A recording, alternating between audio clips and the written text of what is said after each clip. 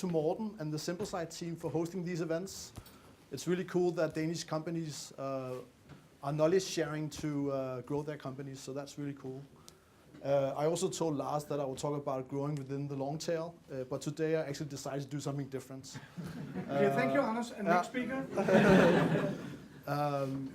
Hopefully you all know Billetto. To get a ticket to this event, you need to go through Billetto's purchase funnel. But for those who are not so familiar with Billetto, Billetto is a two-sided marketplace.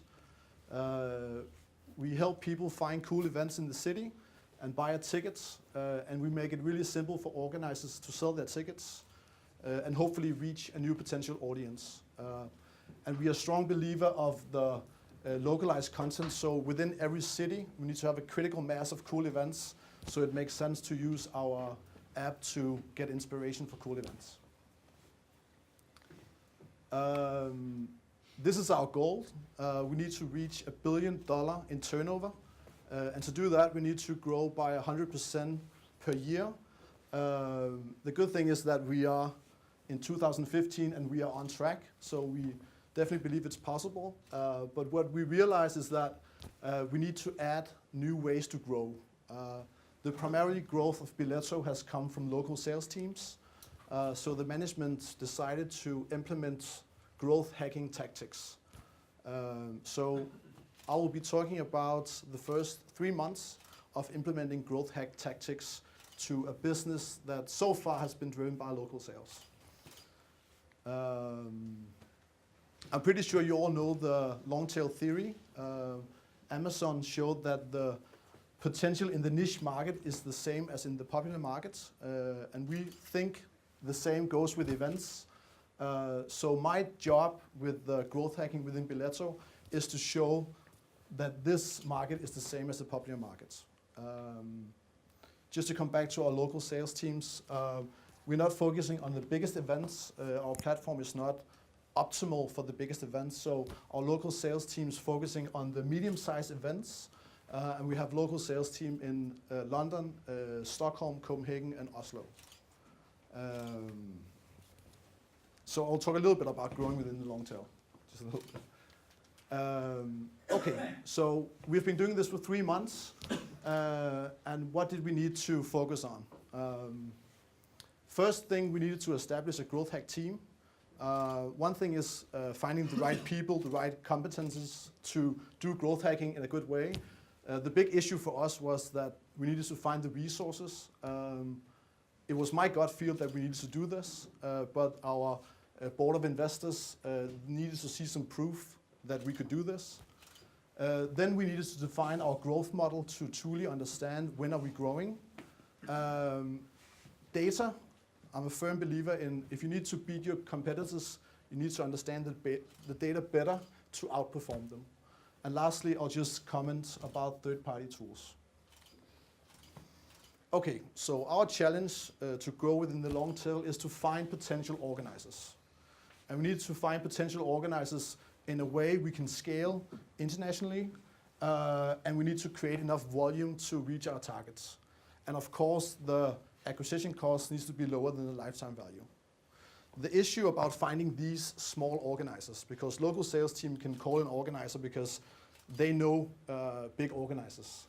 Small organizers is really hard to find, especially because they are only marketing the event after they decided where to sell the tickets. So we need to find them before they market the event and make sure they use Billetto. So that's the task. I went to the board and said, I really believe we need to do this. And they said, show me some proof. They only understand Excel spreadsheets. Can we make any money of this? If you focus away from sales, we will lose growth, what will happen? So what we did is that we started a few campaigns on a small scale to show that it was possible for us via paid marketing to acquire new organizers, and we could do it in a scalable way and still having a good calculation between acquisition cost and lifetime value. This took about 3 months to convince the board that we have a case where we could actually focus our energy on growth hacking tactics instead of sales. And another thing that's really important about this is you can't do this just 10% here and there. You need to have a team with 100% focus, otherwise you won't succeed. It's really, really hard job succeeding in building digital acquisition in this way. Okay. I really believe that you need to have a model where you understand your growth. The nature of tickets is every time I get a new event on the platform, it takes between 3 to 6 months until I know what is the value of this organizer in gross profit for Biletto. I can't wait 3 to 6 months until I know exactly how much is this organizer worth. I need to scale if it's a good organizer I'm paying the right price for the same day as I acquire that organizer. So what we did is that we made a term called bookings. It's just a forecast of future business. And that's ticket price times the number of tickets. That's values the organizer enters in our system. And then we add a probability to how many of these tickets will be sold.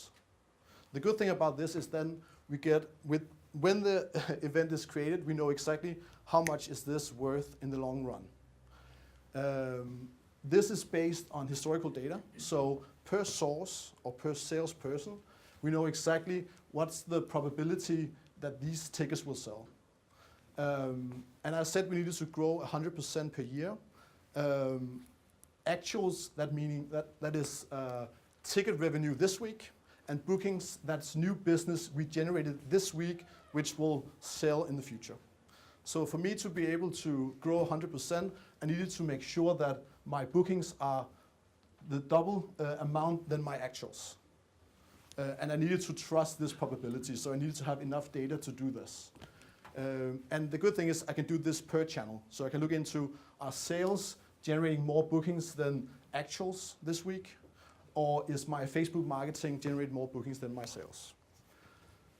What we did in practice to do this is that we took a CRM system and mirrored our database. It looks like this. So every time a new event is created in Biletto's system, we push that to our CRM system, and then we can work with that data. And that gave us opportunities to look into, within this month, how many new business did we create, or what is the pipeline looking for this specific channel? When will this revenue go into business? And this is really, really powerful. So now I have a mathematical model to understand when am I growing as a company and when am I not growing. The next thing that was a huge issue is tracking and understanding the data. When we started this 1st of January, we could see that if we look at how many signups we got, the conversion to these ending up selling tickets were only 7%. The rest was just one black box. We wasn't sure, is this just bad traffic? Is it our product that's performing badly? Is it the communication? Why are we not converting any better? Of course, I could make this into more steps to look into it, but this is a really difficult task, especially because this is data from many different sources, and I need to look at it as a complete funnel. Luckily, what we found out was that it wasn't our product. It was just, unfortunately, we have gotten a lot of ticket buyers within this funnel. So a lot of our traffic was ticket buyers confused, signing up as organizers, never interested in creating events. So it wasn't actually our product, it was just bad tracking. But this took like a month to understand. What we ended up with, or what we have at the moment, is that we use Google Docs as a data warehouse, and we also use Google Docs to share this data as a dashboard. So we get traffic data from analytics, we get account data from our database, and we get the progress in different stages from Salesforce or a CRM system, and we get all our costs from, for example, AdWords. The good thing about this is that we collect the raw data in different sheets in Google Dashboard automatically, and then we can transform that into a dashboard. So here we can look into in what country, from what source, in what time periods, how much traffic are we generating, how many are converting into potential organizers, how many are creating events, how many are publishing events, and how many of these events are selling tickets. And lastly, I can look into the number of booking, how much new bookings, new business did we generate from this source. And then I can look into how much did we pay to get this potential new business. So this is a way to look into, are we growing, but also I can optimize, look to where I need to optimize, where are my bottlenecks. Is it within the landing page for sign up? Is it going from create event to publish events? And I can monitor this group of people over time. So we just finished this, so now we are ready to do what's GoBox talked about, running a lot of marketing campaigns in a really structured way. Now we have the dashboard to make sure every time we do something that works, we can replicate it, and if it doesn't work, we'll close it down.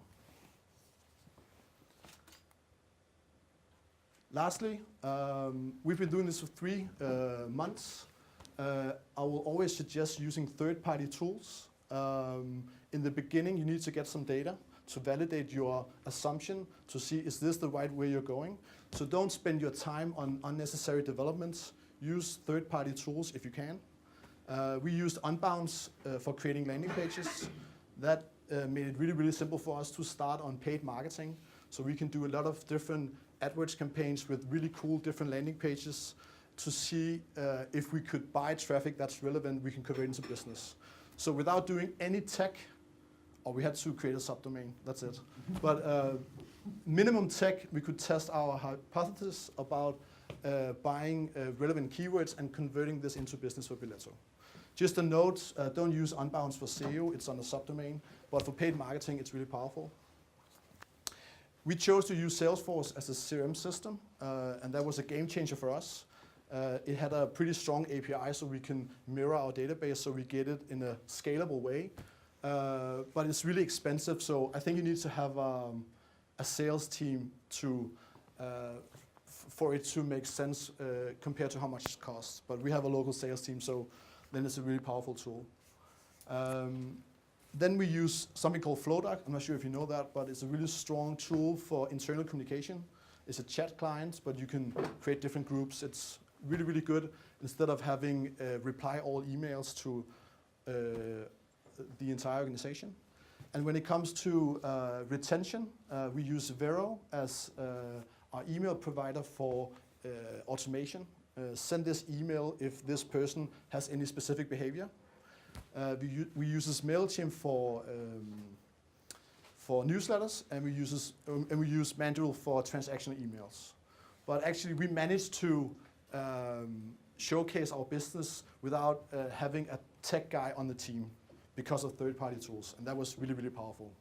The good thing is now we have 2 tech guys and a really strong SEO guy, really strong paid marketing dude, and we're creating a really strong team, but it's only because we were able to get a small amount of data to argue for adding more resources. Lastly, Biletto is always looking for talent, so if you think you have something special to contribute to Biletto's journey to the $1 billion, feel free to contact me. Otherwise, I'm not sure about the time. That's it.